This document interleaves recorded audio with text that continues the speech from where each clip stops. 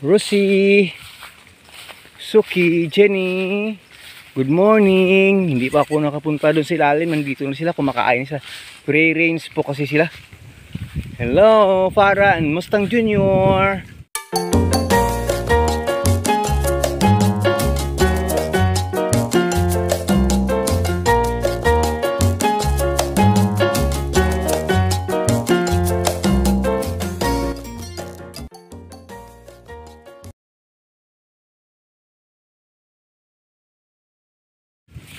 How are you with your mommy Michi?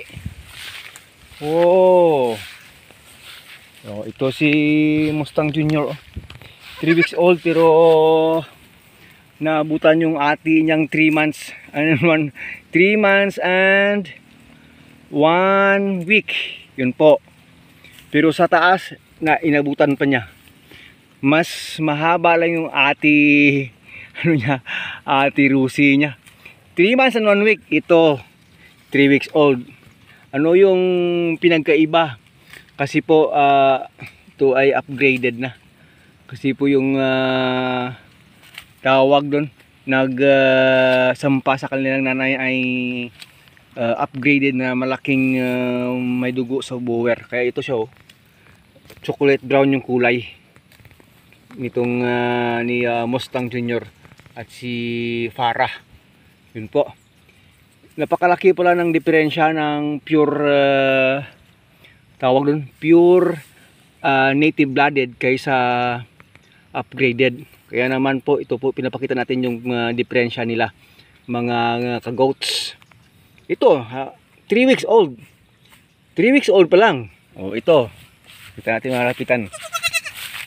3 months and 1 week. Mas mahaba lang siya. At saka bilugan na yung katawan. Yan po. Kasi ito pure native. Pero yung taas ng katawan, pareho na sila ng height niyan sa ngayon. Mahaba lang siya, mabigat lang siya. Pero sa stature ng katawan, yun po, napakalaki ng diferensya nila ni Mustang Junior at itong ni Rosie sa paglaki. Kaso lang napakataas ng resistensya nito. Kahit umuulan, walang problema yan. Yung brown, si Suki, medyo mataas lang siya at mahaba ng kunti sa kanyang kapatid na si Rosie. Pero yun po, pinapakita natin sa inyo yung comparison po ng pure native blooded na napakalakas ng kanilang resistensya. Grabe eh. Nang nanganak po itong si Jenny, butot balat lang po ito. Na ano natin, na insure natin yung kalusugan nila kasi 3 beses nating nabigyan ng vitamins yung nanay nila bago na ipanganak itong dalawa. At sinundan natin ng iron. Hi Suki, hello Suki. Ito 3 months old. 3 months old and 1 week na po sila. Ganyan na po sila. Kambing na rin, kambing na kambing, sure na malusog. Kasi nga pre-range sila. Pero yun po, pinapakita natin yung diferensya pag upgraded na yung anak ng ating kambing. Yan po ay 3 months old and 1 week. More than 1 week na nga eh. And compared to 3 weeks old. Ayan. Itong si Farah, medyo maliit lang babae siya. Pero yung kanyang lalaki na si Mustang Junior, yung haba, mas mahaba yung kaninang gray natin na si Rosie. Pero sa taas, sa height po, magkasing taas po sila mga ka-agree. Kahit parapitin pa natin dyan. Magkasing taas po sila sa height. Nitong tawag, Mustang Junior. Hindi, gawin natin siya doon. Sandali, come. Ilapit natin siya. Yan po. Yan po, oh. Magkasing taas po sila niyan. Magkasing taas. Nako, umalis rin agad. Magkasing taas po sila. Mahaba lang ng konti ito. Ayan. Yan po, pinakita natin sa inyo yung comparison ng pure-blooded native goats sa compare po sa upgraded. Kaya makikita natin yung kanilang diferensya talaga sa pangkatawan. Yung kagandahan lang po nito, kahit yung nanay nila ay pure-blooded na native po, yung anak niya ay upgraded po, dala-dala niya yung tawag doon, karakteristik ng nanay niya na malakas resistensya. Ito po.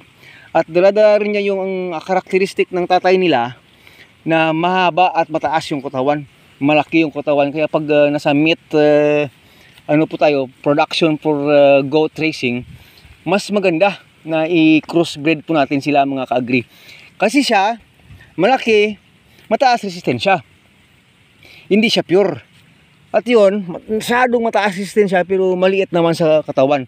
Kaya pag naghahabol tayo ng mas magandang magiging sa future, meat production ng kambing sa future, yan po. Kaya yung panganak niya, magandang gawing material na magiging inahin niya someday pag may dugo na siyang upgraded. Kasi yung kung makasampa sa kanya someday yung upgraded pa, of course po, mas malaki yung magiging anak nila compare po doon talaga sa pure breed na native. Pero still po, yung nanay nilang yan, hindi ko yan papalabasin dito kasi nakita ko kung paano siya mag-alaga ng kanyang anak. Super niya po sa pag-alaga. Wala po tayong problema sa pag-alaga ng kanyang baby. Gaya rin po dito kay Michi, wala po akong problema. Kasi po may mga kambing po na hindi masyadong binibigyan ng pansin yung baby nila. Kaya maraming mga batang kambing ang namamatay. Lalo na po pag tawag doon, pag ngayon umuulan-ulan pa.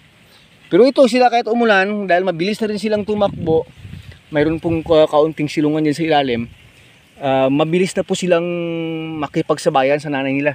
Pero kung ito po ay purebred, ito yung kinaibahan nito. Yan, baka sabihin mo hindi nilabahan yan. Ito yung ugali ng isa na ito. Kinakain, kinakagat-kagat ka pag nandyan ka, mga baro mo, mga pantalon mo. Bagong labayan ha, baka sabi mo amoy kambing. Yan po mga kakambing, mga kagots. Masaya lang po tayo may-share sa inyo yung diferensya, yung tawag pagbigay natin ng iba't ibang advantage at disadvantage po sa pure breed na native kambing at saka po sa upgraded. Maraming salamat Mustang Junior. Ito kasi napakabait Hindi ko nga alam kung bakit napakabait ito masyado. Talagang maamo. Hindi ko pa nga na training masyado. Napakabait na po talaga ng isang ito. Compare po dyan sa kapatid niyang si Farah. Ito po kahit saan ako pumunta, sinusundan-sundan ako nito palagi. Yan gusto talagang pabibo at saka gusto talaga mahagod-hagod palagi yung katawan. Talagang siya, tawag dun, parang tao Ano yun? Naghahanap pa ng bread. Maraming salamat. Hanggang dito na lang mga kakambing. Sana po may napulutan po natin ng pansin ng pag-aaral po yung tungkol sa paparami, pag-breed po ng ating mga kambing. Ito po sila ay 3 weeks old. Nag-uumpisa na po sila talagang kumain. Yan po. Nag-uumpisa na po talaga silang kumain ito. Yan po. Kasi po kahit na 2 weeks old pa lang sila nung last week, nakita natin kumakain na po sila paunti-unti ng damo. Mga 1 week from now, ito sila magiging medyo malakas na po talagang kumain nito. Pero pasalamat tayo malusog yung nanay nila. Maraming stored na milk yung nanay nila yan po. Yung udder niya napakalaki. Tsaka yan po. Yung mga natural lang naman po sa mga batang kambing. Pag tingnan natin parang patpatin. Pero natural po sa kanila yan. Kasi yung nutrients na kinakain nila from their mother papunta talaga sa pagtaas at saka paghaba ng kanilang mga katawan. Sige, maraming salamat. Yung ibang kambing pa natin hindi nakakat dito kasi po sila free range, bukas yung kanilang tawag doon, yung kanilang lagusan ng kanilang goat house. Kaya anytime nilang gustong bumaba, makakababa po sila immediately. Hindi po gaya doon sa isang goat house natin nilalagyan na talaga natin ng yun. Hindi po sila basta makalabas kung hindi natin bubuksan yung main door. Maraming salamat. God bless us all. Bye bye na mga apo. Bye bye na. Punta muna ako sa ilalim. Sige po. Punta natin yung ibang mga kambing. Bye bye na. Bye bye na. Suki, Rusi. Hindi naman sila makakalabas ito kasi po fully enclosed na po ito lahat ng hog wire sa paligid natin. At saka ito yung ating tawag doon, grazing area. Hindi po maabot-abot ng ating mga kambing yung grazing area natin kasi po masyadong malawak, malapad yung ating grazing area compare po sa kanilang number of heads. Estimated po natin kahit mag double and heads po sila, hindi po pa rin nila kayang abutin yung grazing area natin mula dito hanggang po sa ilalim. Dahil ang dami pong mga extra forages na kinakain nila. Kung mapapansin po ninyo yung mga kahoy na hindi namin yan pinuputol, kinakain po nila yung dahon yan. Pinipreserve po namin yan in case po na malakas yung ulan. Yan po, ginagawa namin pakain yan. May mga kakawati tayo doon. Dito kakawati, banasa, lahat po, agdaw. Maraming pakain dito. Iba't ibang klase ng kahoy na talagang kinakain ng mga kambing. Thanks! Open ang nga, ano? Open ang nga balay, ano pa, aga pa, just na rin. Mustang! Mustang daw hindi. Jack! Yung iba na sa ilalim pa. Paakyat lang dito. Okay. Bed. Piyak nga area. Kung sa nakagawa na ako ka. Kaya ito sandali ito sa may ubas.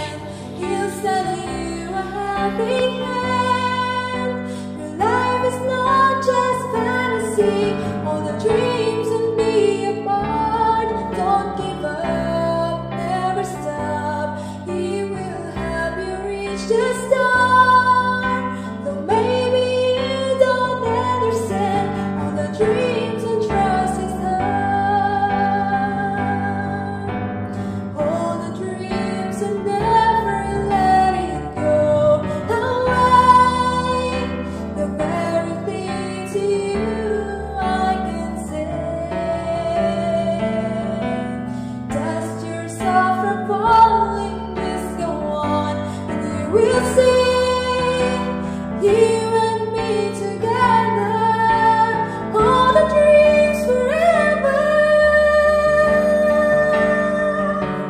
When you're down, try to stand, you'll send you a helping hand. Your life is not just fantasy.